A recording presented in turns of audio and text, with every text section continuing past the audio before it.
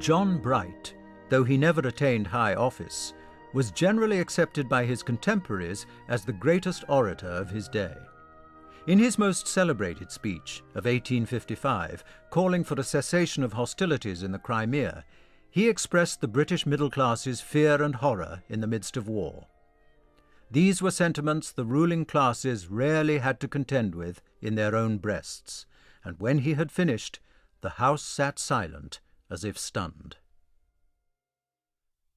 I shall not say one word here about the state of the army in the Crimea, or one word about its numbers or its condition. Every member of this House, every inhabitant of this country, has been sufficiently harrowed with details regarding it. To my solemn belief, thousands, nay, scores of thousands of persons have retired to rest night after night, whose slumbers have been disturbed or whose dreams have been based upon the sufferings and agonies of our soldiers in the Crimea.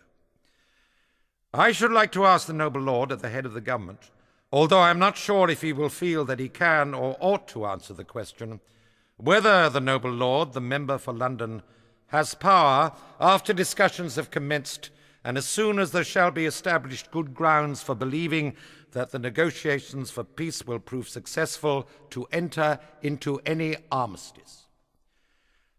I know not, sir, who it is that says no, no, but I should like to see any man get up and say that the destruction of 200,000 human lives lost on all sides during the course of this unhappy conflict is not a sufficient sacrifice.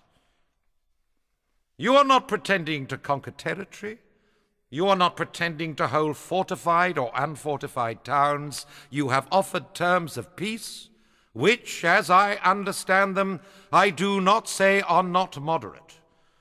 And breathes there a man in this house or in this country whose appetite for blood is so insatiable that even when terms of peace have been offered and accepted, he pines for that assault in which, of Russian, Turk, French, and English, as sure as one man dies, 20,000 corpses will strew the streets of Sebastopol.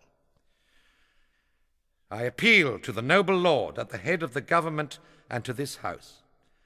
I am not now complaining of the war. I am not now complaining of the terms of peace, nor indeed of anything that has been done.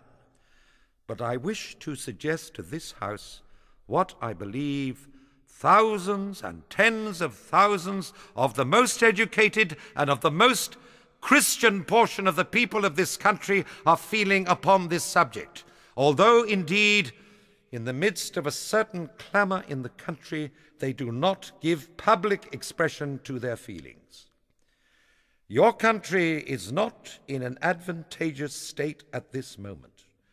From one end of the kingdom to the other, there is a general collapse of industry. At the same time, there is growing up, and notwithstanding what some honorable members of this House may think of me, no man regrets it more than I do, a bitter and angry feeling against that class which has for a long period conducted the public affairs of this country. I do not suppose that your troops are to be beaten in actual conflict with the foe, or that they will be driven into the sea. But I am certain that many homes in England in which there now exists a fond hope that the distant one may return, many such homes may be rendered desolate when the next mail shall arrive. The angel of death has been abroad throughout the land. You may almost hear the beating of his wings. There is no one, as when the firstborn were slain of old, to sprinkle with blood the lintel and the two side posts of our doors, that he may spare and pass on. He takes his victims from the castle of the noble, the mansion of the wealthy, and the cottage of the poor and the lowly.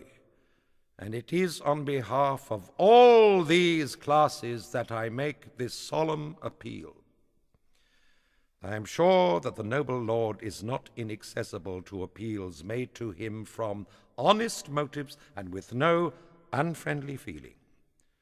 The noble lord has been, for more than 40 years, a member of this House. Before I was born, he sat upon the treasury bench, and he has spent his life in the service of his country. He is no longer young, and his life has extended almost to the term allotted to man. I would entreat the noble lord to take a course which, when he looks back upon his whole political career, whatever he may therein find to be pleased with, whatever to regret, cannot but be a source of gratification to him. By adopting that course, he would have the satisfaction of reflecting that, having obtained the object of his laudable ambition, having become the foremost subject of the crown, the director of, it may be, the destinies of his country, and the presiding genius in her councils, he had achieved a still higher and nobler ambition, that he had returned the sword to the scabbard, and at his word torrents of blood had ceased to flow, that he had restored tranquility to Europe and saved this country from the indescribable calamities of war.